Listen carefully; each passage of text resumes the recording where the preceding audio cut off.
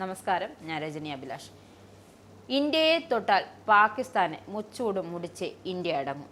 പാകിസ്ഥാനെ മൊത്തത്തിൽ വലിഞ്ഞു മുറുക്കാനുള്ള തീരുമാനത്തിലാണ് ഇന്ത്യ. സിന്ധു നദീജല കരാർ റദ്ദാക്കി, പാക് പൗരന്മാരെ നാടുകടത്തി, വ്യോമാതിർത്തി അടച്ചു. ഇനി ഇന്ത്യ അടുത്ത് കൈവച്ചിരിക്കുന്നത് സാമ്പത്തികത്തിലാണ്. പാകിസ്ഥാനെ സാമ്പത്തികമായി വരിഞ്ഞു മുറുക്കാനുള്ള നീക്കങ്ങൾ ഇന്ത്യ ആരംഭിച്ചിരിക്കുന്നു. ഭീകരപ്രവർത്തനങ്ങൾ ചൂണ്ടിക്കാട്ടി പാകിസ്ഥാന് അന്താരാഷ്ട്ര ബാങ്കുകളിൽ നിന്ന് ലഭിക്കുന്ന വായ്പ തടയുകയാണ് ലക്ഷ്യം. പാകിസ്ഥാനുള്ള വായ്പകളും പിന്തുണയും പുനഃപരിശോധിക്കാൻ എല്ലാ ബഹുരാഷ്ട്ര ഏജൻസികളോടും ആവശ്യപ്പെടാൻ കേന്ദ്ര സർക്കാർ തീരുമാനിച്ചിരിക്കുകയാണ്. ലോകബാങ്ക്, IMF, ഏഷ്യൻ ഡെവലപ്മെന്റ് ബാങ്ക് എന്നിവ ഉൾപ്പെടെയുള്ള MDB നേരിട്ട് സമീപിക്കാനുള്ള നീക്കമാണ് നടത്തുന്നത്. സാമ്പത്തിക പ്രതിസന്ധിയിൽ വലയുന്ന പാകിസ്ഥാന് ഇതിനിടെ ധനസഹായം നൽകാനുള്ള അന്താരാഷ്ട്ര നാണ്യനിധി നീക്കവും നടക്കുന്നുണ്ട്. ഇതിനെ ഇന്ത്യ എതിർക്കും. അതായത്, കഴിഞ്ഞ വർഷം അന്താരാഷ്ട്ര നാണ്യനിധിയിൽ നിന്നും $7 ബില്യൺ പദ്ധതി പാകിസ്ഥാൻ നേടിയെടുത്തിരുന്നു.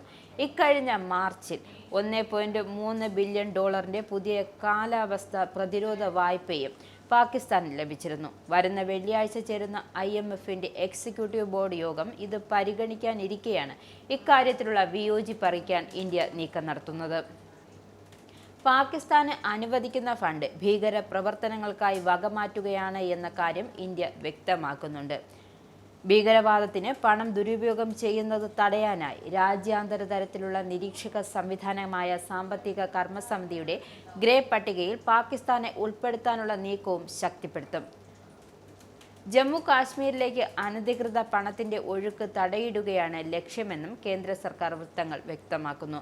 40 രാജ്യങ്ങളാണ് ഫിനാൻഷ്യൽ ആക്ഷൻ ടാസ്ക് ഫോഴ്സിൽ അംഗങ്ങൾ.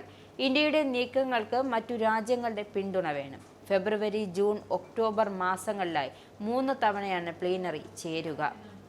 കള്ളപ്പണം വെളുപ്പിക്കൽ, ഭീകരവാദത്തെ തുടർന്നുള്ള ധനസ്രോതസ് തുടങ്ങി ഒരു രാജ്യം നേരിടുന്ന ഭീഷണിയുടെ അടിസ്ഥാനത്തിലാണ് ഗ്രേ ലിസ്റ്റ് പെടുത്തുന്നതിനാവശ്യമായ നാമനിർദ്ദേശം നടത്തേണ്ടത്. ഇതേ മാതൃകയിലുള്ള Asia Pacific group of money laundering പാകിസ്ഥാനും അംഗത്വമുണ്ട്.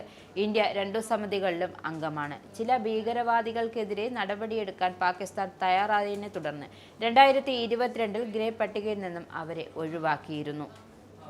നിങ്ങൾക്കും ആനന്ദ മീഡിയയുടെ പ്രേക്ഷകരിൽ ഒരാളാകണ്ടേ? യൂറോപ്പിലും US-ലും ആഫ്രിക്കയിലും അടക്കം പ്രവാസികൾ ഉള്ളയിടങ്ങളിലൊക്കെ ജനപ്രിയ ചാനലുമായി ആനന്ദ് മീഡിയ ഒപ്പമുണ്ട്. ഏഷ്യാനെറ്റ് ഫ്ലവേഴ്സ് അടക്കം നിങ്ങളുടെ വിരൽത്തുമ്പിലെത്തും. ആദ്യം റോക്കു ബോക്സ് സ്വന്തമാക്കുക. അതിൽ നിന്നും ആനന്ദ് മീഡിയ ആപ്ലിക്കേഷൻ ഡൗൺലോഡ് ചെയ്യുക, ഇൻസ്റ്റാൾ ചെയ്യുക. എന്നിട്ട് 02085866511 എന്ന നമ്പറിൽ ഞങ്ങളുടെ കസ്റ്റമർ കെയറിൽ ബന്ധപ്പെടുക. അല്ലെങ്കിൽ +91 735 660 3747 എന്ന നമ്പറിൽ വാട്സപ്പ് ചെയ്യുക.